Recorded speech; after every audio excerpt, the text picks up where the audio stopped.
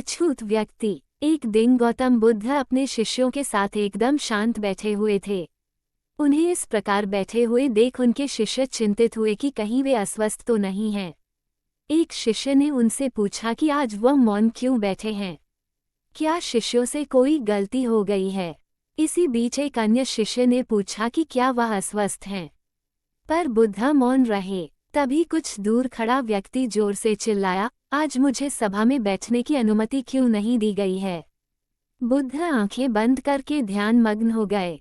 वो व्यक्ति फिर से चिल्लाया, मुझे प्रवेश की अनुमति क्यों नहीं मिली। इस बीच एक उदार शिष्य ने उसका पक्ष लेते हुए कहा कि उसे सभा में आने की अनुमति प्रदान की जाए। बुद्ध ने आंखें खोली और बोले, नहीं, वह अछूत है, उसे आज्ञा नहीं दी जा सकती।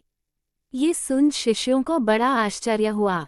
बुद्ध उनके मन का भाव समझ गए और बोले, हाँ, वह अछूत है।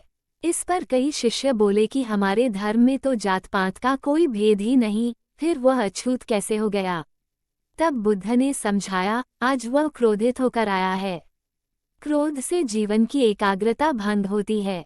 क्रोधी व्यक्ति प्रायः मानसिक हिंसा कर बैठता है, इसलिए वह जब तक क्रोध में रहता है तब तक अछूत होता है। इसलिए उसे कुछ समय एकांत में ही खड़े रहना चाहिए। क्रोधित शिष्य भी बुद्ध की बातें सुन रहा था। पश्चाताप की अग्नि में तपकर वह समझ चुका था कि अहिंसा ही महान कर्तव्य व परम धर्म है। वह बुद्ध के चरणों में गिर पड़ा और कभी क्रोध न करने की शपथ ली। आशय ये कि क्रोध के कारण व्यक्ति अनर्थ कर बैठता है और बाद में उसे पश्चाताप होता है। इसलिए हमें क्रोध नहीं करना चाहिए।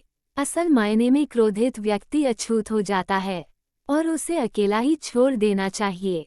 क्रोध करने से तन, मन, धन तीनों की हानि होती है। क्रोध से ज्यादा हानिकारक कोई और वस्तु नहीं है। बुद्ध ने कहा भी है, क्रोध को पाले रखना गर्म कोयले को किसी और पर फेंकने की नीयत से पकड़े रहने के समान है, इसमें आप ही जलते हैं।